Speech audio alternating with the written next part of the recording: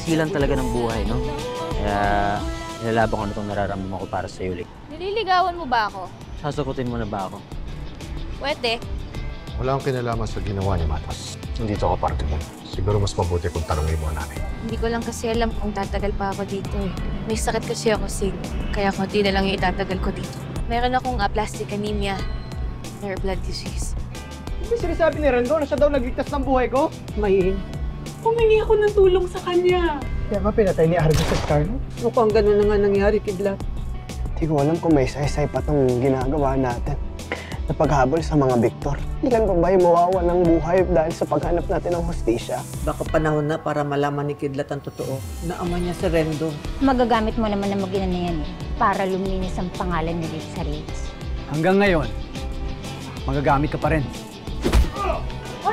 Tandaan mo, may nag-uugnay sa aming dalawa. Kahit anong gawin mo, makukuha ko ang mag-ina ko. Pero tol, pag sumuko na tayo ngayon, mas marami pang mabibiktima ng mga Victor. Tayo yung mabubuting tao na may kakayanan lumaban. Hindi natin hayaang manalo ang kasamaan. Baliktikas na tayo ulit. Maraming umaasa sa atin.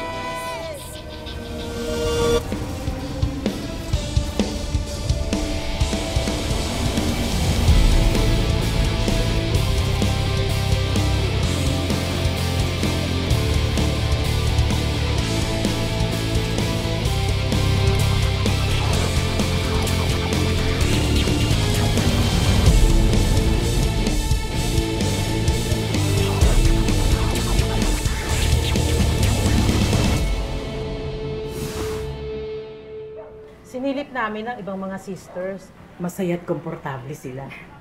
Mabuti naman. Napakabait ng mga taga-Riles. Ramdam na ramdam namin ang mainit na pagtanggap sa amin.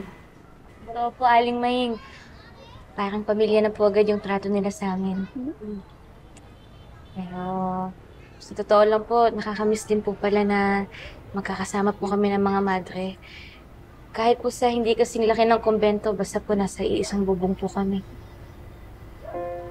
Hindi na sanay itong si ate na nakaiwalay sa mga lolo. Naku, totoo naman na mga lola na kami. At totoo rin na pinangarap nating lahat na magkasama-sama ulit. Baka hanggang pangarap na lang yun. Wala naman tayong pera para umupo ng sarili nating lugar. Hindi ho. Pwede pa rin naman mangyari yun. Dati ho kasi ako nagtatrabaho sa NGO at gumagawa kami ng mga fundraising.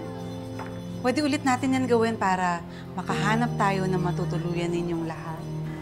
Oh, totoo ba? Pwede ba talaga mangyari yun? Tutulungan ko kayo.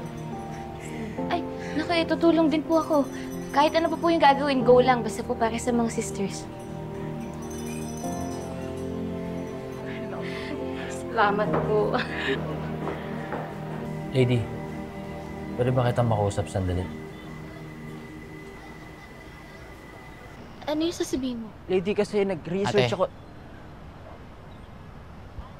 Jello. Sensya ka na, Jello, ah. Baka pwedeng kausapin ko muna ate mo. Tungkol ba ito sa sakit ni ate? Ha? Ba't alam mo? Ba't alam yung sinabi mo sa kanya? Hindi ko alam, wala akong sinabi. Narinig ko kayo nag-usap kanina. Ate, wala ka bang tiwala sa akin? Siyempre meron. Ba't mo naman natanong yan? Eh, mas nauna niya pang nalaman eh. Sasabihin ko naman sa'yo eh, naghahanap lang ako ng tamang timing, Jello. At ngayon lang tayo nagkita ulit eh. Nangako pa ako sa'yo na hindi tayo magkakahiwalay, kaya nahirapan ako sabihin sa'yo. Tapos sisirain mo lang yung promise na yun? Jello, hindi ko naman ginusto to. Kung ako lang yung masusunod, syempre gusto ko na magkasama tayo hanggang matandang-matanda na tayo. Lady, pwede pa mangyari yun. Nag-research ako, bone marrow transplant. Tsaka immunotherapy. Pwede ka pang gumaling. Hindi ganun kadali yun. Kailangan pa ng donor nun. Ako, ate. Kahit anong ibibigay ko. Huwag ka lang mamatay. Jello, alam mo ba gaano kamahal yun? Wala tayong pera. At alam ko na din, kahit magtrabaho ako at mag-ipon ako, hindi aabutin yung inipon ko. Kaya simula nung tinanggap ko na talaga yung kapalaran ko. Ate naman, ba't ka kaagad sumusuko? Jello, iba yung pagsuko sa pagtanggap. Kaya ngayon, ang iniisip ko na lang, iniisip ko yung mga pwede kong ipagpasalamat. Tulad ng magkasama tayo ulit, kahit sa maiksing panahon lang. At iniisip ko na lang din na meron kayong matitira na maayos sa mga sisters. Kasama niyo man ako o hindi. Daya mo naman, te. Ikaw natanggap mo na. Pero paano ako? Hindi ko yung matatanggap. Yung pera, kaya naman natin gawa ng paraan yun eh. Kahit ano, gagawin ko. Huwag ka lang ulit mawala. Please.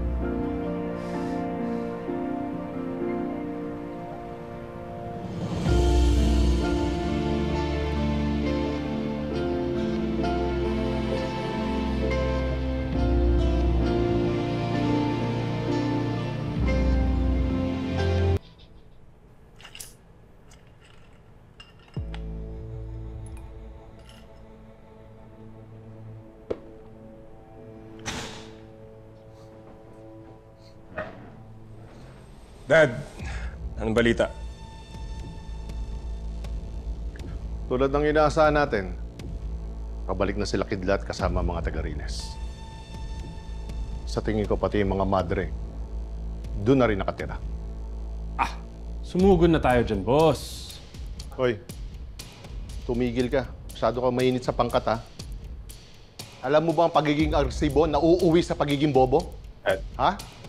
Tigang ka ba sa gulo? Dad, it's not a bad idea. It is!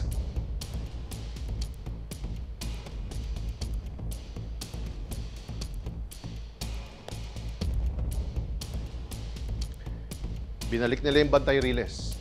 Ngayon, kung susugod kayo, baka maisahan kayo. Ano? Takot ka sa Bantay Riles? Anong nilalaban nila, mga payong nila? Matos, huwag mo malitin ang mga taga-Riles.